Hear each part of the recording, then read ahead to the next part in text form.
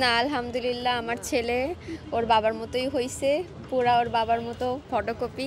এটাই আমি অনেক বেশি খুশি, যেহেতু ওকে ভালোবেসে বিয়ে করছি অ্যান্ড আমার ভালোবাসার মানুষের মতোই হইছে, এটাই অনেক। আর আমি কখনো বলছি যে আমার মতো হইছে বা তোমার? না, ও কখনো এটা বলে আমি না। কখনোই বলি না। আমি আলহামদুলিল্লাহ আমার ওয়াইফের মতো হইলো আলহামদুলিল্লাহ, আমার মতো হইলো আলহামদুলিল্লাহ, আমার বাবা মায়ের মতো হইলো কোন আলহামদুলিল্লাহ। যে রকমই হোক সুস্থ কারণ সবাই থাকুক এটাই। যাদের মতো হবে সবাই আমাদের আপন কাছের মানুষ। এরকম কিছু না, মানে আগের মতোই আছে সব কিছু, বাট আগের মতো হয়তো দুইজন দুইজনকে টাইম দিতে পারি না, ঘুরতে পারি না, বাট সব কিছু মিলে ভালোই চলছে, খারাপ না। এটাই আরও বেশি মানে ভালো, যে যখন ও বেবিকে টাইম দেয়, বেবিকে টেক কেয়ার করে, এটা আরও বেশি ভালো লাগে। বাবা হওয়ার প্রথম অনুভূতিটা আসলে মানে বলে বোঝাতে পারবো না আপনাদেরকে।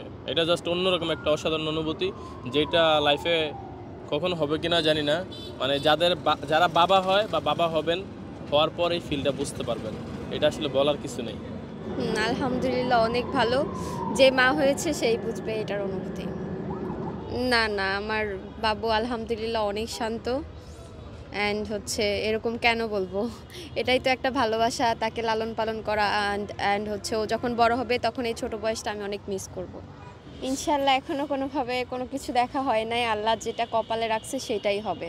ও আর একটু বড় হলে আমরা ডিসিশন নিতে আর পারবো। আগে থেকে কোনো কিছু না ভাবাই ভালো, এটা হচ্ছে পরে ও ভাবা যখন যাবে। বড় হবে ওর আগ্রহটা আমাদের আগ্রহটা মিলে আমরা একটা ডিসিশন মেক ওর করতে যেটা পারবো। প্রতিভা থাকবে সেটাই। এখন আমরা বলতে পারছি না কারণ ও এখনো অনেক ছোট।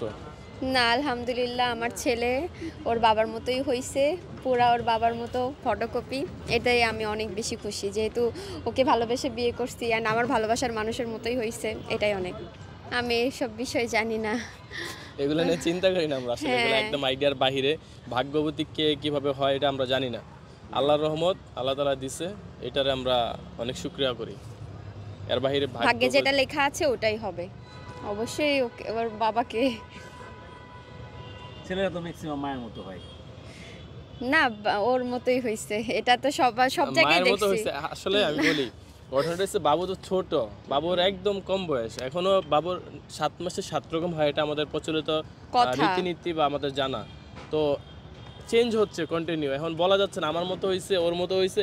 এটা একটা মানে ইয়ে আছে, কিছু কিছু সময় আমার মতো লাগে, আবার কিছু সময় মতো লাগে, কিছু সময় আমার শাশুড়ির মতো লাগে, কিছু সময় আমার আম্মুর মতো লাগে, অনেকের ঠিক মতো লাগে। ঠিকানা নাই। কিন্তু পোলাবান মানুষ এখন বলা যাবে না, যখন একটা ফিক্সড বয়স হবে তখন আমরা বুঝতে পারবো। কার কি স্বপ্ন ছিল যে আমার মেয়ে হবে বা ছেলে হবে, আমি ছেলে চাই, আমি মেয়ে চাই? আমাদের রিলেশন থাকতে আমাদের বাচ্চার নাম আমরা রাখছিলাম যে আমাদের যে প্রথম বাবু হবে আমরা তাহমিদ রাখবো ছেলে হলে, আর মেয়ে হলে তাহমিদা। তো আলহামদুলিল্লাহ আমাদের ছেলে হয়েছে, আমরা অনেক বেশি খুশি। আর যদি মেয়ে হইতো তাও আরো বেশি খুশি হইতাম। এইসব তো আমি দেখিও না, জানিও না। আসলে সমাজে এরকম কিছু এখনো আছে যেটা এখনো থাকার উচিত না, যেমন এখনো কিছু রীতিনীতি আছে যে কন্যা সন্তান হওয়া যাবে না, তারপর কালো হলে সমস্যা, এই হইলে সমস্যা, এই হইলে সমস্যা, যার জন্য এখন আসলে আল্ট্রাসাউন্ডে বলে না যে ছেলে না মেয়ে হবে। ওইটাও কিন্তু বলা বন্ধ করেছে। আর এগুলো উচিত না আসলে। সন্তান তো সন্তানই, সন্তান হচ্ছে আল্লাহ তাআলার পক্ষ থেকে দেওয়া বেস্ট গিফট বা রহমত। তো এটার উপর কোনো কিছু হয় না। এখন যারা এগুলা করতেছে তাদের হচ্ছে শিক্ষা নাই, মনুষ্যত্ব নাই, আর হচ্ছে যে সামাজিক যে জ্ঞানটা থাকে, পারিবারিক যে শিক্ষা থাকে, শিক্ষার অভাব। এটাই বলবো আমি। আপনাদের দুইজনের মাঝে যে সন্তান আসলো, কি ধরনের মেসেজ পাইছেন? মেসেজ পাইছি আগে জীবনে কোনো লক্ষ্য ছিল না, এখন জীবনের লক্ষ্য আছে, এটাই। কি ভাবছেন আসলে? কিছুই ভাবছি না এই মুহূর্তে, কোনো কিছু ভাবছি না। লক্ষ্য, উদ্দেশ্য, পরিকল্পনা কি বাবুকে নিয়ে? মনের মতো করে মানুষ করা। আসলে ডিসিশন তো আমাদের হাতে না, ডিসিশন হচ্ছে উপরওয়ালার হাতে। না, আমাদের কোনো চয়েস ছিল না। আমাদের চয়েস ছিল না, আল্লাহ তাআলার কাছে আমরা বলছি যে চাইছি যে আমাদের ছেলে হইলো আমরা খুশি, মেয়ে হইলেও খুশি। আমাদের নিজস্ব কোনো ইয়ে ছিল না যে ছেলেই হইতে হবে, আমি ওকে ফোর্স করব যে না আমার ছেলে হবে।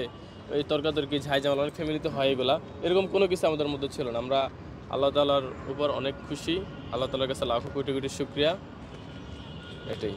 জান্নাতের কাছে একটা কোশ্চেন ছিল, সেটা হচ্ছে যে সন্তান হওয়ার পর বাবারা স্ত্রীর প্রতি আসলে একটু মানে নেগলেন্সি চলে আসে।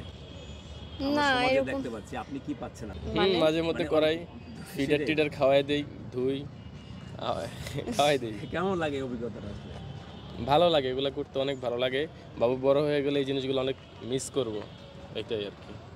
হ্যাঁ, আমরা গ্রামে গিয়েছি, আর গ্রামে আসলে আমাদের যাওয়ার অতটা সময় হয় না, কারণ আমরা যেহেতু বিভিন্ন কাজে ব্যস্ত থাকি, ব্যস্ততার দিক থেকে আমাদের যাওয়ার একটা সময় হয় না। তারপরও বাবু যখন হয়েছিল আমরা নিয়ে ঘুরে আসছি, 2-1বারই ঘুরে আসছি গ্রাম থেকে। দাদা দাদি ভালোবাসা? হ্যাঁ, দাদা দাদির যথেষ্ট পরিমাণ ভালোবাসে দাদা দাদি।